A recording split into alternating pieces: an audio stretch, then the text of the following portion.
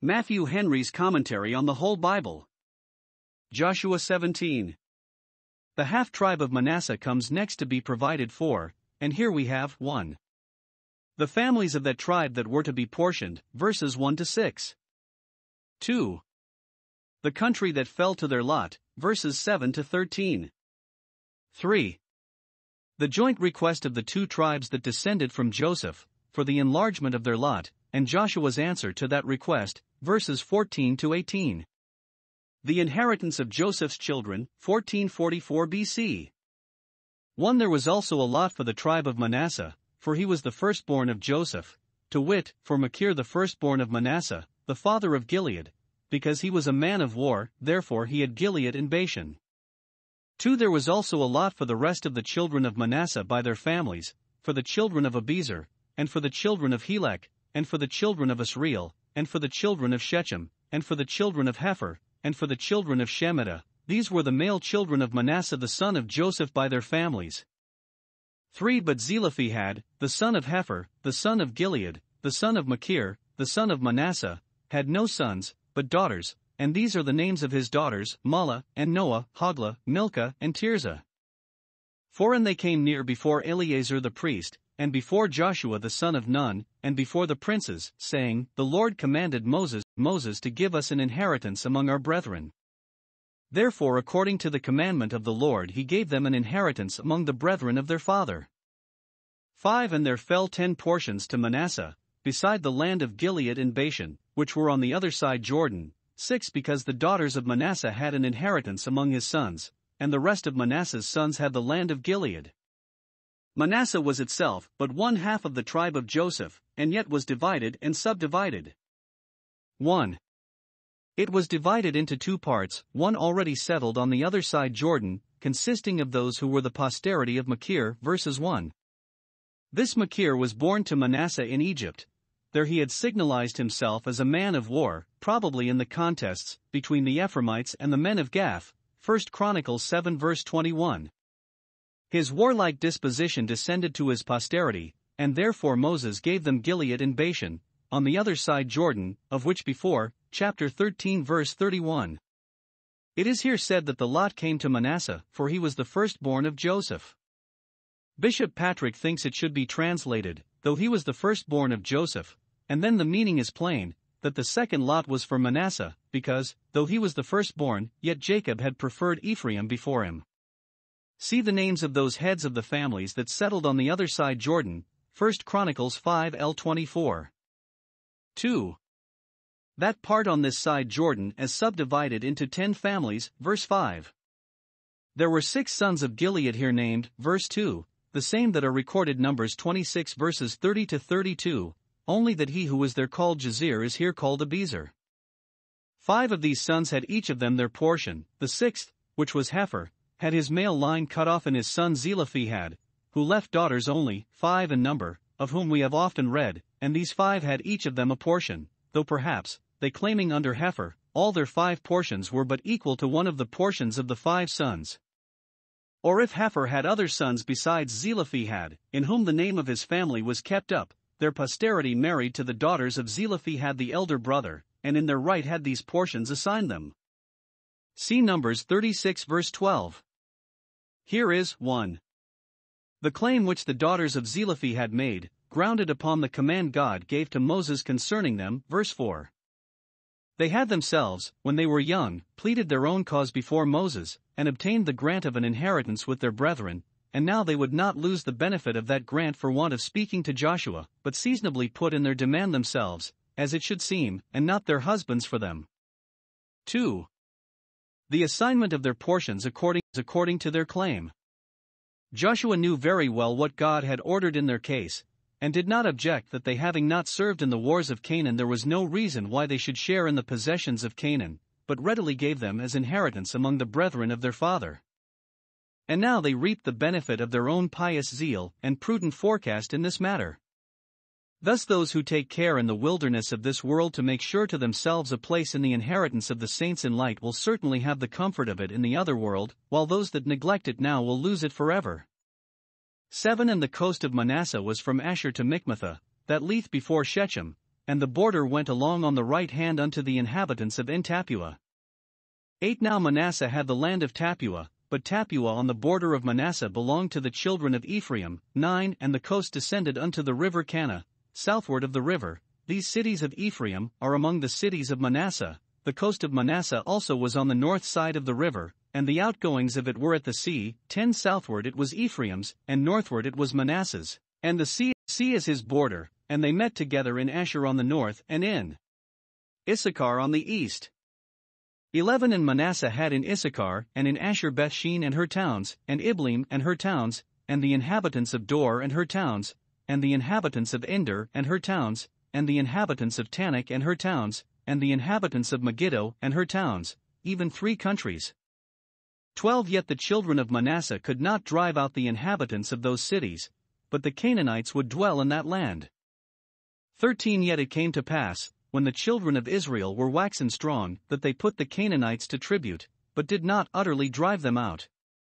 We have here a short account of the lot of this half-tribe. It reached from Jordan on the east to the Great Sea on the west.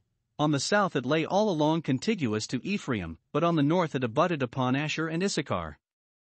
Asher lay northwest, and Issachar northeast, which seems to be the meaning of that. Verse 10, that they, that is, Manasseh and Ephraim, as related to it, both together making the tribe of Joseph, met in Asher on the north and Issachar on the east, for Ephraim itself reached not those tribes. Some things are particularly observed concerning this lot. 1. That there was great communication between this tribe and that of Ephraim. The city of Tappuah belonged to Ephraim, but the country adjoining to Manasseh. Verse 8. There were likewise many cities of Ephraim that lay within the border of Manasseh. Verse 9, of which before, chapter 16 verse 9. 2. That Manasseh likewise had cities with their appurtenances in the tribes of Issachar and Asher. Verse 11. God so ordering it, that though every tribe had its peculiar inheritance, which might not be alienated from it, yet they should thus intermix one with another, to keep up mutual acquaintance and correspondence among the tribes, and to give occasion for the doing of good offices one to another, as became those who, though of different tribes, were all one Israel, and were bound to love as brethren. 3. That they suffered the Canaanites to live among them, contrary to the command of God, serving their own ends by conniving at them, for they made them tributaries. Verses 12 and 13. The Ephraimites had done the same, chapter 16 verse 10, and from them perhaps the Manassites learned it, and with their example excused themselves in it. The most remarkable person of this half-tribe in aftertime was Gideon, whose great actions were done within this lot. He was of the family of Abiezer. Caesarea was in this lot, and Antipatris, famed in the latter ages of the Jewish state. 14 And the children of Joseph spake unto Joshua, saying, Why hast thou given me but one lot and one portion to inherit, seeing I am a great people, forasmuch as the Lord hath blessed me hitherto? 15 And Joshua answered them, If thou be a great people, then get thee up to the wood country, and cut down for thyself there in the land of the Perizzites and of the giants, if Mount Ephraim be too narrow for thee.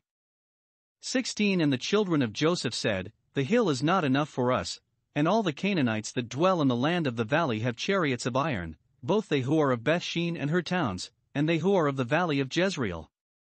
17 And Joshua spake unto the house of Joseph, even to Ephraim and to Manasseh, saying, Thou art a great people, and hast great power, thou shalt not have one lot only. 18 But the mountain shall be thine, for it is a wood, and thou shalt cut it down, and the outgoings of it shall be thine, for thou shalt drive out the Canaanites, though they have iron chariots, and though they be strong.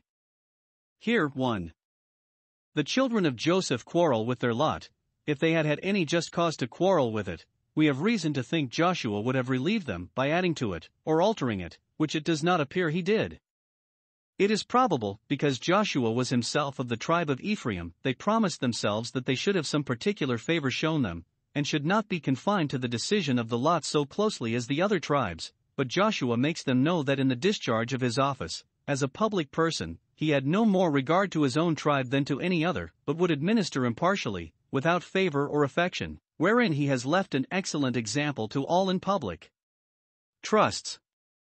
It was a very competent provision that was made for them, as much, for aught that appears, as they were able to manage, and yet they call it in disdain, but one lot, as if that which was assigned to them both was scarcely sufficient for one. The word for complainers, Jude 16, is mempsimwaroi, blamers of their lot, 1. That they were very numerous, through the blessing of God upon them, verse 14. I am a great people, for the Lord has blessed me, and we have reason to hope that he that hath sent mouths will send meat. I am a great people, and in so small a lot shall not have room to thrive. Yet observe, when they speak thankfully of their present increase, they do not speak confidently of the continuance of it. The Lord has blessed me hitherto, however he may see fit to deal with me for the future. The uncertainty of what may be must not make us unthankful for what has been, and is done in kindness to us. 2.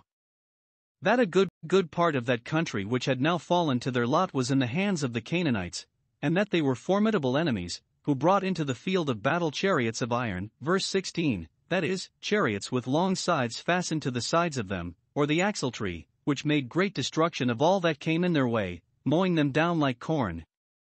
They urged that though they had a good portion assigned them, yet it was in bad hands, and they could not come to the possession of it, wishing to have their lot in those countries that were more thoroughly reduced than this was. 2. Joshua endeavors to reconcile them to their lot. He owns they were a great people, and being 2 tribes ought to have more than one lot only, verse 17, but tells them that what had fallen to their share would be a sufficient lot for them both, if they would but work and fight. They desired a lot in which they might indulge themselves in ease and luxury. No, says Joshua, you must not count upon that. In the sweat of thy face shalt thou eat bread, is a sentence in force even in Canaan itself. He retorts their own argument, that they were a great people. If so, you are the better able to help yourselves, and have the less reason to expect help from others. If thou hast many mouths to be filled, thou hast twice as many hands to be employed, earn and then eat. 1.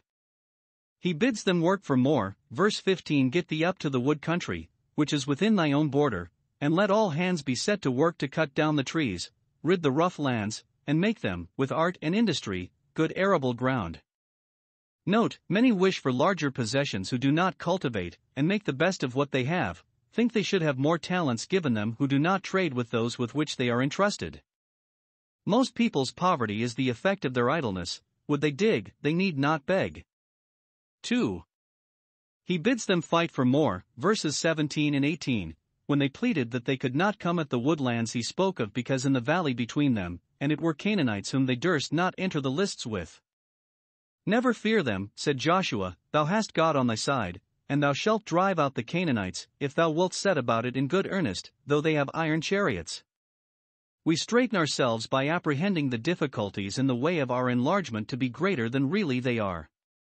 What can be insuperable to faith and holy resolution?